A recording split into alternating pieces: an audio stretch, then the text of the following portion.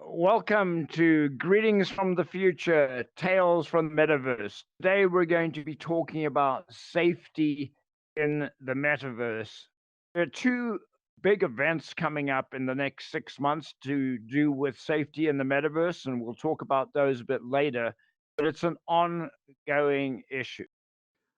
I mean, safety is always important, right? Like you got to make people aware of the dangers here as well. Unfortunately, I think that we're going to talk about some of the positives here as well. This is not going, if you're tuning in, we're not going to look just to talk about the doom and gloom as well, right? Well, one of the issues with the metaverse is human rights in the metaverse. And when you look at the statistics in terms of, who has broadband and who doesn't have broadband, there is still a big gap between the haves and the have-nots, as they say.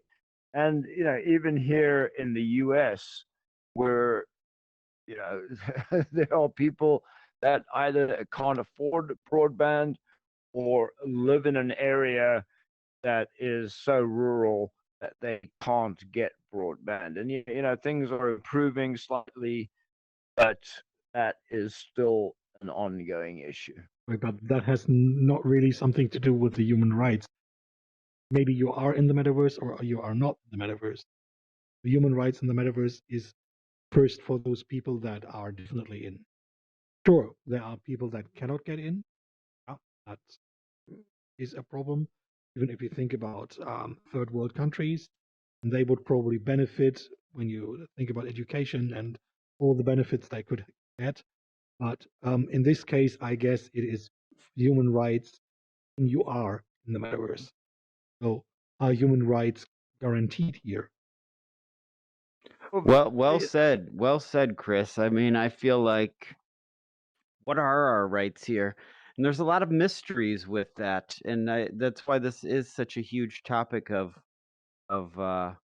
we're all in different places of the world, and everybody knows we have certain rights in your country that you're in, but now that we're in this digital space, what are our rights? And we're kind of like the first responders of what's kind of going on and where the world is going. So I feel like setting the tone with that whole thing, and that's why we've chose to talk about these topics. So thank you. Yes. Yeah, I mean, I still think that we're excluding people, even when it comes to basic internet services, for example, there's 2.9 billion people that have never used the internet. And here in Pennsylvania, and I'm sure in other states, a lot of government services have gone digital. And if you aren't on the internet, you just can't access certain things anymore. It's not available. Like, El Salvador announcing to its population that, oh, we're going, with Bitcoin as a currency. I mean, how many of those people actually even had a crypto wallet? So let's move on to the next slide. Yeah, Which, I mean, in closing to that whole thing, I feel like that's always going to be a topic. I remember when I first got in here 2 years ago, everybody's on the bandwagon about the people who can't get in here. And yes, these governments, like in fact, like here in the United States, the libraries, this is the next technology that they need to invest in. They need to have a room that's got a set of headsets that then people can go on and they can start learning and being educated on it and having classes in public education. I mean, yes, this is, I feel like a huge area that they could be investing in some of the technology. I feel like where that we need to work at it is the safety because different people are putting on different headsets and people need to feel comfortable with that. So there's some huge, we need to navigate some things before from a safety standpoint as well to make it to where we're going to go. But yeah.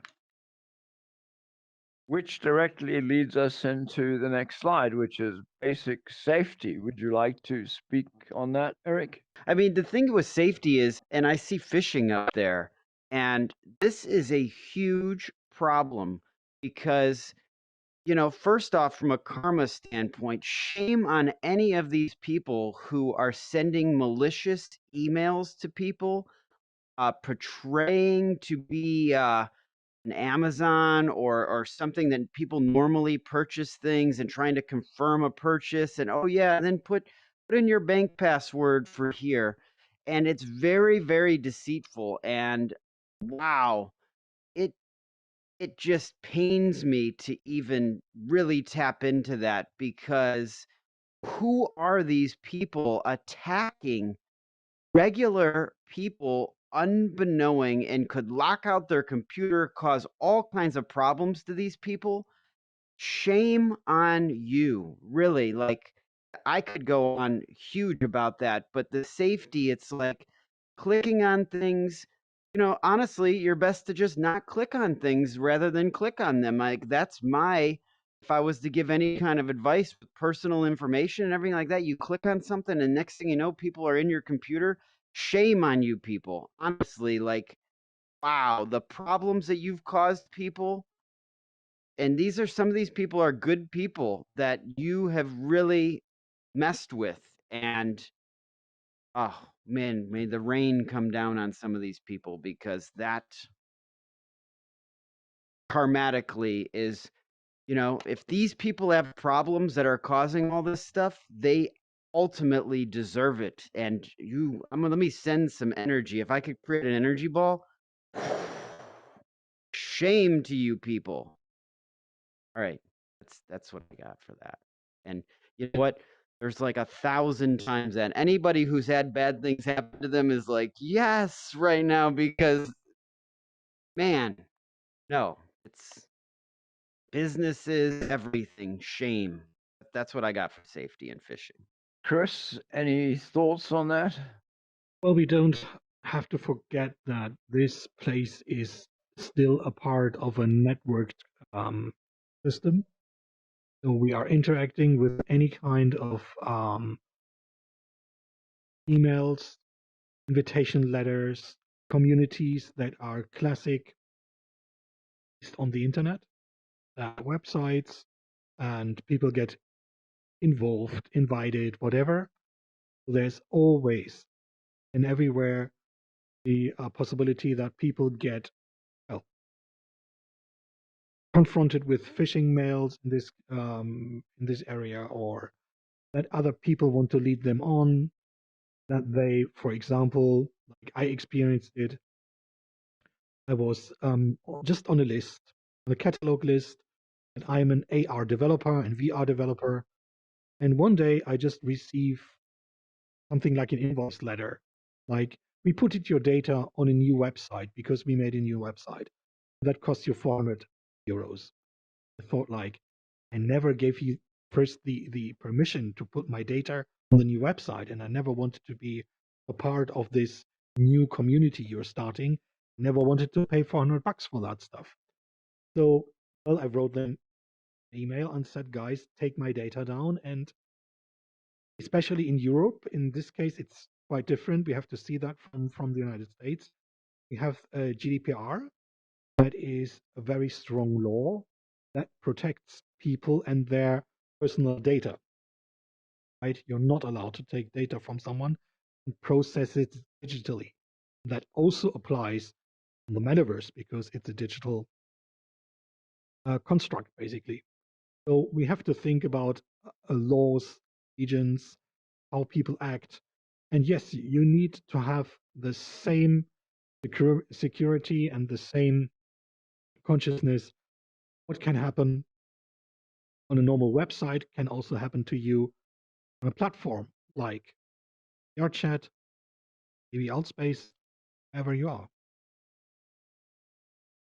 Yeah, no, exactly. I mean, it can happen anywhere. And I am actually, I guess, a little in disagreement with Eric here in that I really believe that people are at fault for doing things like clicking on random links or not checking the email address that they get an email from, that and most of all for believing in stuff that is just too good or true to believe in. You know, these I mean, you know, you go back years and years and years, right? I mean, back to, I already gosh, I know where you're mean, going with this. A descendant, an oil tycoon wants to wire all this money into your bank account. Yeah, I mean, those ones. I mean, come on. Yes, I knew. Like, I laugh because there was just these ridiculous ones. Hey, trying to wire millions of dollars into your bank account. I mean, yes, if you believe that, come on now. But I do agree.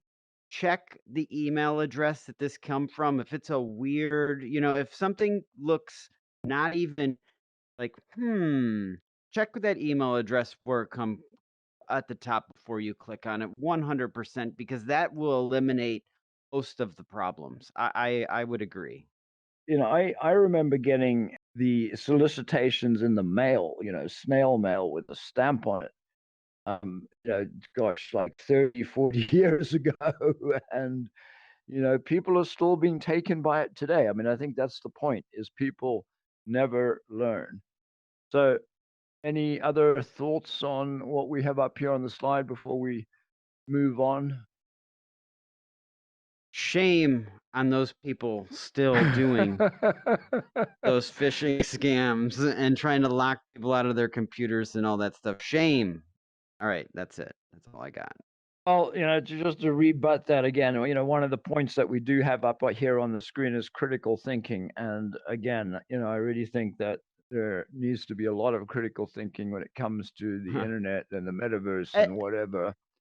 And I agree, but some of the people who are elderly and older that are just getting into it, sometimes you just don't know, and you're going down the rabbit hole, and yeah, I mean, but this is a part of safety. So I mean, I agree, common sense, but there also deceit should never and should never be welcome. That's just my take on it. But it's always going to exist. Doesn't mean that I can't support it because I don't support it. Okay, Not that you well, do. let's move on to the next slide. Oh, global surveillance, and this is one that's of particular interest to me because I really feel that we have let the privacy rabbit out of the bag, so to speak, and that we're never going to get it back in because we have private companies all over the world that are developing surveillance software under the guise that they're doing this for governments. But you know, even if they were just doing it for governments, there are corrupt governments out there. But you know, what ultimately happens is that this software ends up in the wrong people's hands. And so, you know, to me, that's one of the biggest safety issues, is that whether one's online or in the metaverse, one really needs to be cognizant of what one's saying. You know, don't say something that you will later perhaps regret, and always assume that what you're saying in these environments is being recorded not only by the platform owner, so Microsoft in this case, but by other people out there. You know, I see this strange looking person here in front of us who one never knows if you're recording or not. And you know, it's those type of people that you need to watch out for, because they might capture you in a moment saying something that you regret, and then you get an email asking for, you know, hundreds of dollars or thousands of dollars to delete that particular segment. So Yeah, one just needs but to be I think careful. that in this like with the global surveillance, I don't know about you, but for a long time, I mean, I've even felt since we talk about the metaverse and this digital data as long as it's existed, even with the internet, I think it's all everything, every keystroke has been recorded that anyone has ever done, so and I feel like it goes back to the cell phone and wiretapping and whatnot, and what are the capabilities of them to be able to listen to data. And I've always felt like, you know, just period, don't say anything that you don't think that is appropriate. Like, unfortunately, it's I think this has existed for much longer than just now. I think these are things that transfer over just in regular daily use as well. Oh, definitely, definitely. Chris, for example, you're familiar with Tempest, I'm sure, or not. In parts. So, Tempest was something that was disclosed, gosh, maybe 20 years ago. I don't know the exact date, but basically what it allowed you to do. And if you talked about Tempest, you would get a knock on the door from the authorities. But what it allowed you to do was go to Radio Shack and build a device that could sniff out electromagnetic radiation or emanations out of the air. And so if you had a Tempest device in room next to somebody operating a computer, you could basically get the RF energy, the electromagnetic energy off that computer and translate it into data. I mean, in some cases you could even get it off a monitor or listen to the keyboard. I mean, there's so many ways, as you say, and none of this is new. Wow. So, I think like to me, as you were describing that, I was like, this would be a cool scene from a movie. Like the movies, they never even, they kept this stuff so top secret. They didn't even let it be in a movie. But I think like this could be if you were recreating a movie of like the 80s or 90s and putting some Secret Service type stuff in there. I think like this what you just said, maybe 30 years later, it's time it could be in a movie now because it's like very interesting how you could pull data like that, especially at that time period. yeah, I mean, there's a lot of fascinating things. I mean, going back to that time period, you also had the laser mics that basically you could, and they were prone to interference by weather and stuff like that. But you could be, I mean, what you were depending on was there being a big window in the place that you were trying to get audio from. And so, a window resonates, right? It vibrates when people talk. And so, what you're doing is you're on a roof of a building and you're focusing this laser on the window. And the window Oh is acting as a wow. microphone. And Wow. yeah, I mean, Yeah. there's a lot of that kind of stuff that is out there. It's definitely very interesting. Anyway, let's Very, move very to the interesting. next slide. Which really I think is an extension of what we've been saying here. I mean, if you have governments interfering and listening, they obviously want to know what you're up to because they want to perhaps prevent what you might be doing. And, in some cases, in cases like terrorism, I totally support it.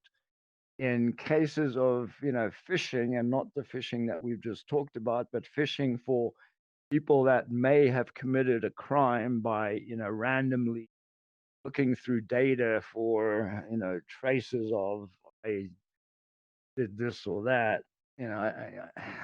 or saying something against a government or saying something that's unpopular against a religion or I mean we're seeing a lot of this right now with the World Cup, for instance, in Qatar, where people aren't allowed to wear certain clothing. They're not allowed to say anything. They're not allowed to drink in certain places. And if they get caught with drugs, it's the death sentence, I believe. So, you know, um, anyway. I think people need to. I think like it when the people go into certain parts of the world, it's, hey, respect the culture of this place. Even if you live outside of that in a normal place, you know where you're going. Like honor that, and if it doesn't necessarily resonate with who you are, then don't go.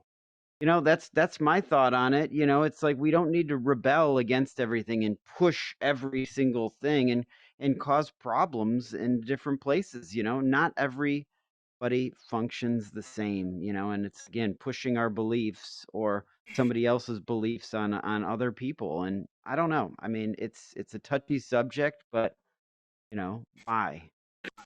I mean, again, we have to think about. Absolutely agree. There are different point of views. Like, sure, if you So basically, we have to think about the fact that we are talking about censorship, for example, in the metaverse, right?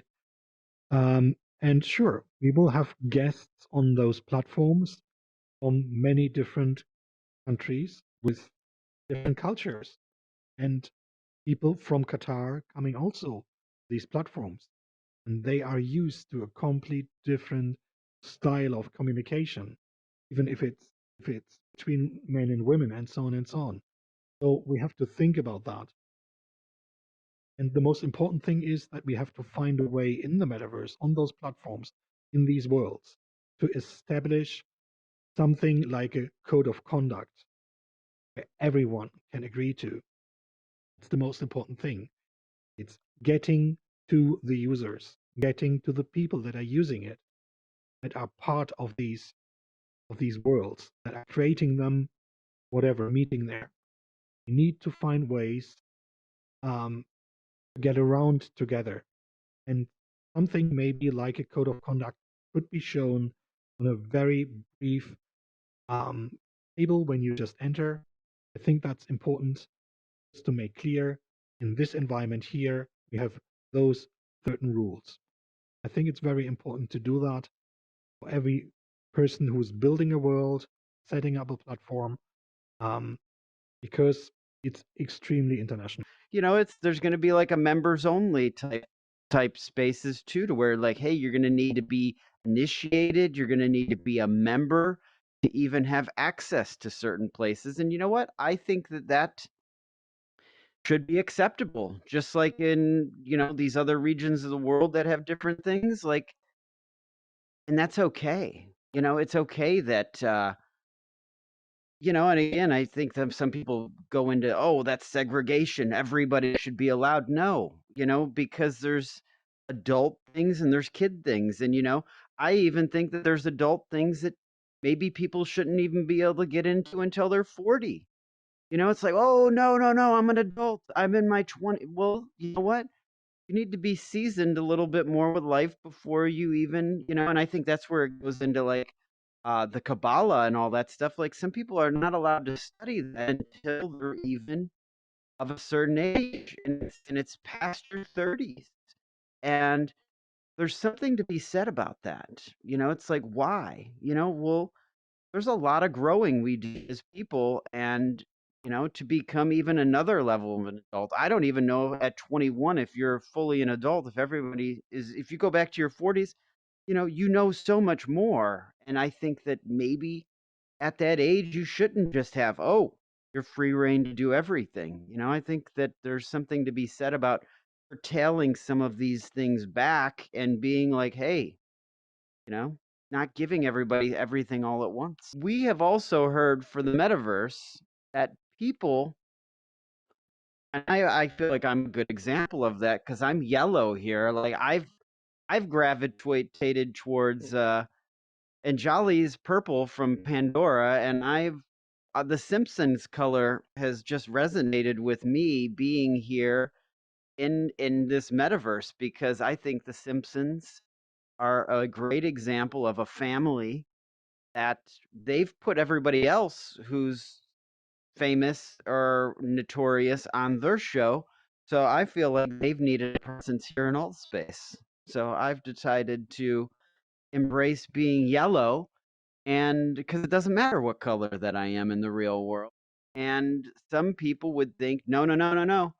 You need to be the right shade of the color of your skin. But if you get a tan, does that count? You know what I mean? Do you need to because people can tan and they don't want to be the color that they are in the real world. So should we be able to be and look however we want to look here in the metaverse and be whatever genre is you're feeling for that day? Do you feel like you got alter egos and you want to be these other characters?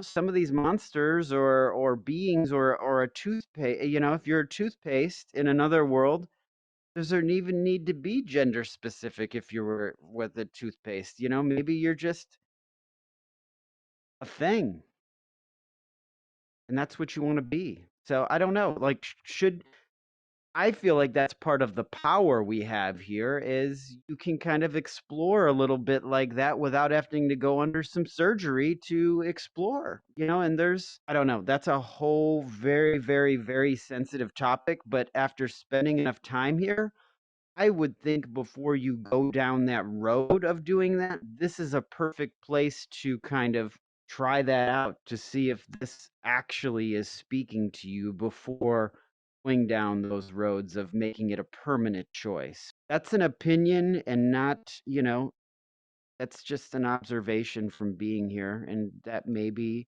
doesn't speak truth to anybody because it is such a sensitive subject. And I respect anybody who's making these decisions. This is just this could let you just test pilot it, a little bit beforehand. And I don't know, before making those decisions, I think that is probably the safer way to go.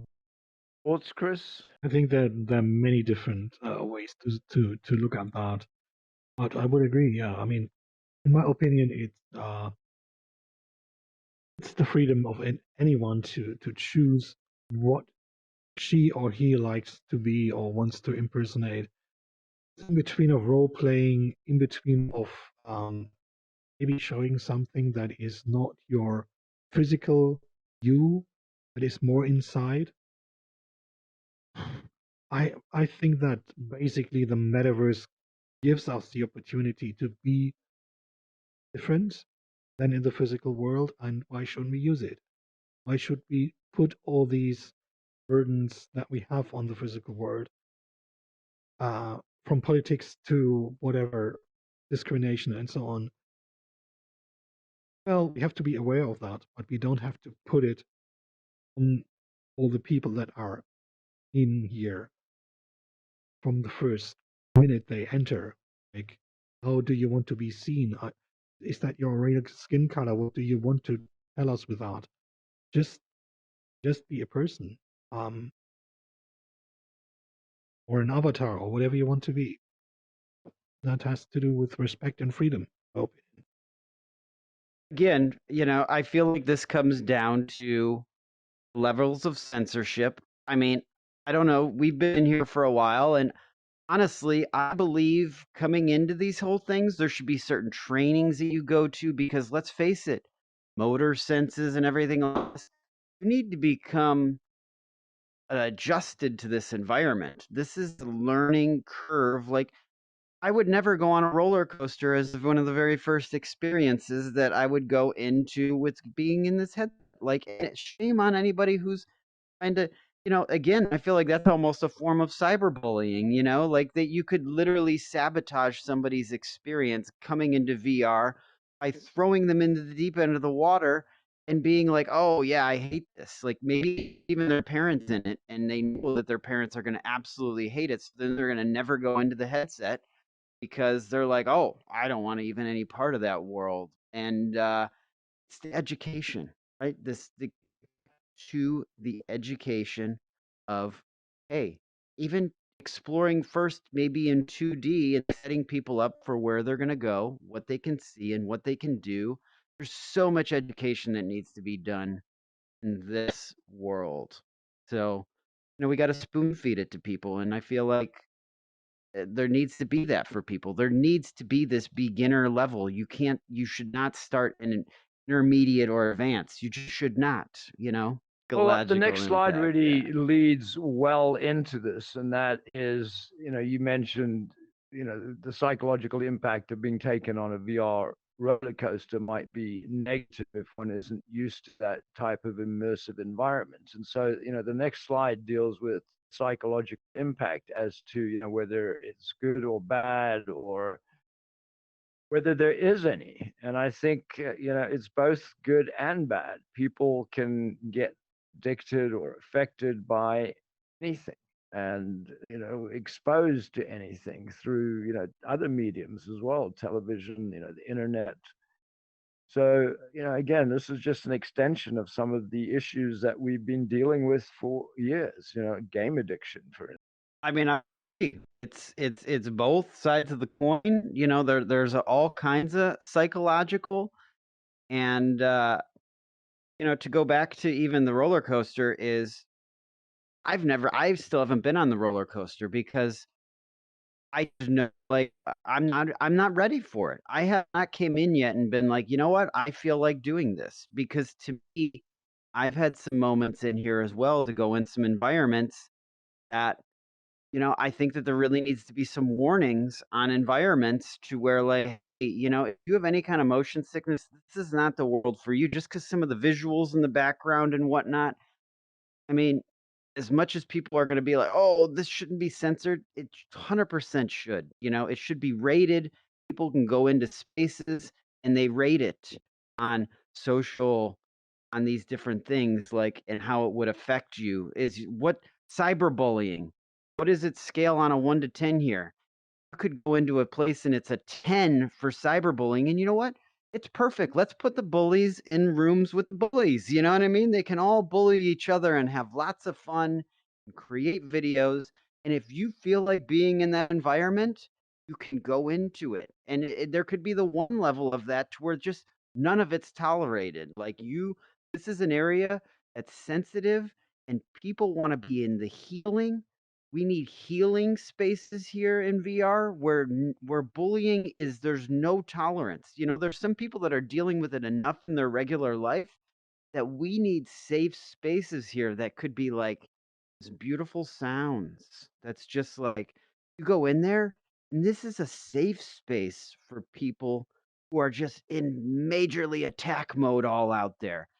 And when they come here, the music just, and the healing, and they're with other people who are doing healing.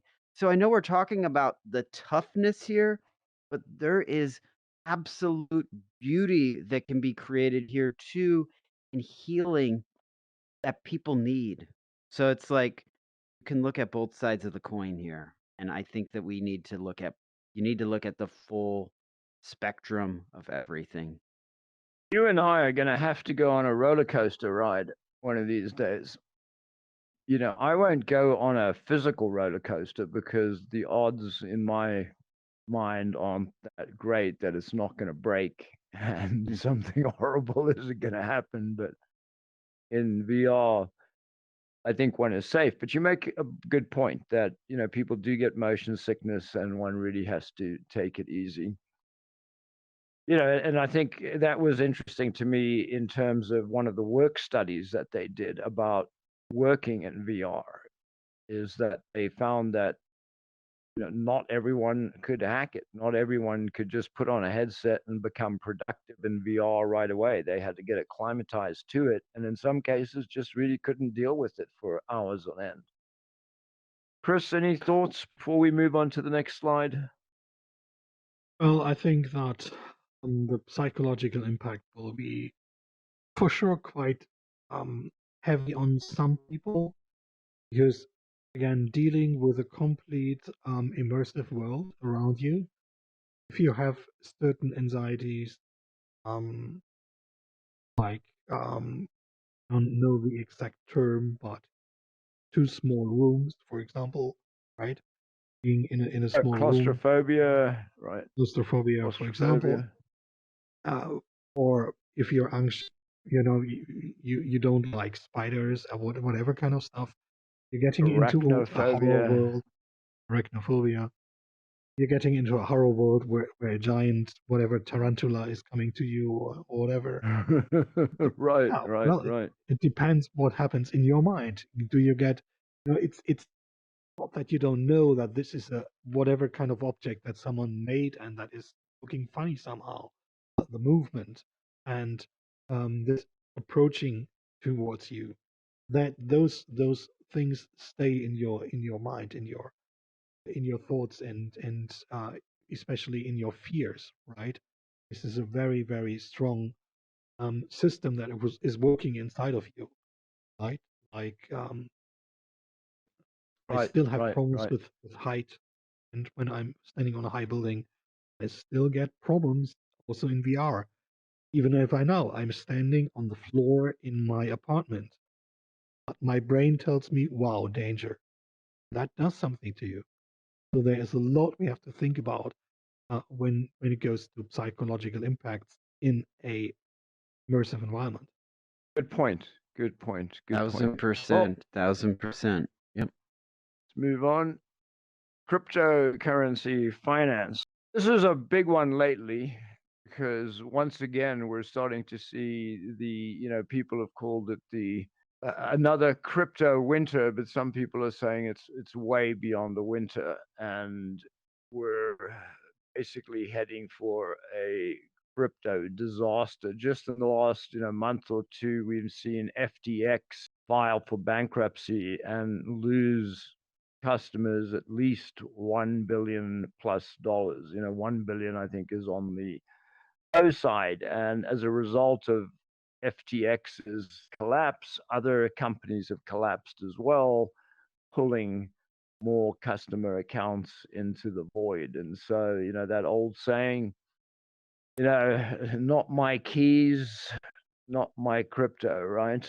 Yeah, I mean, to me, the whole thing with it is I feel like it's a transcendent of a parallel of the stock market because people are looking at this as an investment instead of as a currency to where they're going to really like, what are you buying with this thing? How are you exchanging it?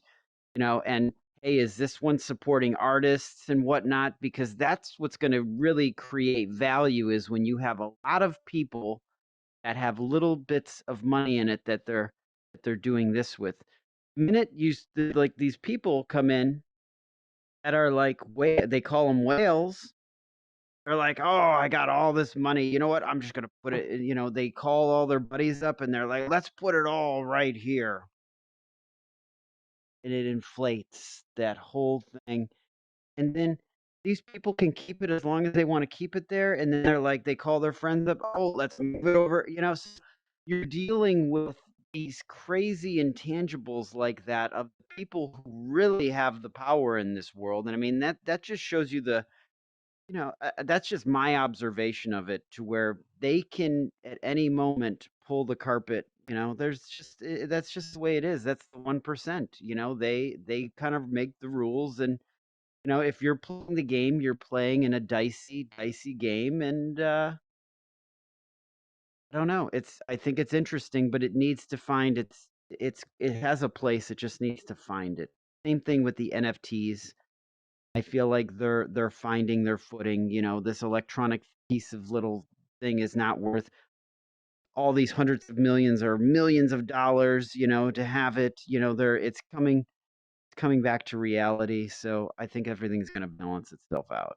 Yeah, as far as safety, again, one needs to be have some critical thinking in terms of putting one's pension or whatever into crypto. People are going to try to encourage you to do that still. So again, be a little bit cognizant of that. I feel like as well, the cryptocurrency and all this stuff, you're going to start to see crypto connecting with experiences here in the metaverse to where, hey, these people, it's almost going to be this art exchange type dealio, and there's going to be some acceptable currencies that the community is really going to support, and going to make sense for you to get a wallet, and it's going to make sense for you to have these different currencies that you believe in. That's the biggest thing that we need is to believe. And you can see we have the vibe here, the genuine vibe, which is a currency that's in existence, but we as well are trying to figure out the footing of where everything's going in the world. And it's an art appreciation token, and I think people are ready to appreciate art, and that's what that is going to be founded on and based on is, hey, do you support artists? When you're seeing this artwork that was created or these places created, you can send them some vibes. I think like there's a very strong suit of where we're going in the world as far as how to support and what to support, and um, we just aspire to kind of set a tone to where to really bring purpose behind why this token exists. It's there's a power and it's a magic. It gives me the chills because I believe we need more genuine vibes in the world. It's very real, and people are tired of the fakeness. So, that's why the integrity of it is so important. But I mean, that's what I got. Not to give the shameless Well, plug of the genuine vibe, but yeah, I mean, about security, when it comes to finance, you have to be aware what you are um, spending your money on. You have to be aware if you buy a part of land, virtual, whatever kind of things that people are selling you, you need to be aware what you get there. You need to be aware if you are making a contract with someone when you just click on a button, like maybe that is just one thing that you buy, or you have to buy something every month or every week. And there's so many different things when it comes to finance. And also, cryptocurrency is the digital thing. It's something that many people are not really experienced with. So if you buy some NFTs, you should know what that is. You need to be aware. You need someone who educates you on this. That's one of the reasons why we do this series here, to give people an impression what's happening in the metaverse, what's going on here, what people are doing here. And those things are coming to you if you just enter a world. You are in an NFT world and you don't maybe exactly know what's going on here. What is that? And might buy something and you don't know what you can do with it. And so on and so on and so on. So there are many, many things that all depend, in my opinion, on education and on a good policy on a platform when you enter it. Yes, well excellent said. points. Well Well, said. let's Yes, move on to the excellent. next slide here. We're running out of time, or we actually have run out of time, but so actually a good slide to end our session on today. As I mentioned at the beginning of this session, there are a number of upcoming related events that we suggest that you look into. The first is Metaverse Safety Week, which is happening December 10th to 15th. And then there's RightCon, March 13th, 2023. So both of these, you'll see the URL, definitely worth exploring. And that is us for the day. Any final comments, Eric? Oh, this was so many controversial topics here today. Like really, like to have the integrity to even answer all these questions. I think that there's a lot of people that wouldn't even want to uh, necessarily give their beliefs on where these things are. So I want you to know that this takes courage to like bear like, hey, this is what I believe on this. Like there's so many things that you can just punt the ball and not address. So thank you for throwing us to the wolves today, John. And yeah, I feel like this is a very good topic because this is where education comes in, is you have to talk about topics that nobody wants to talk about. And with being safe, you also need to put yourself into danger. So it's a double-edged sword, and it's been great to represent here for Metaverse Safety Week because I love it. We've talked about so many of these topics, so to revisit them in another light, are huge topics. So to even narrow it down to this, it was tough to compact this thing because it can go so deep. Right. And I can make it short. In my opinion, the most important thing is to all the participants and users in the metaverse, stay safe, think about what you do, and don't harm other people and have fun. Very well put, Chris. Thank you. So thank you for attending today. Thank you for watching. Be sure to visit our YouTube channel and like and follow us on YouTube, and check the AltSpace calendar for upcoming events. This is the Virtual Film Company. Thank you. Have a great week. Bye bye.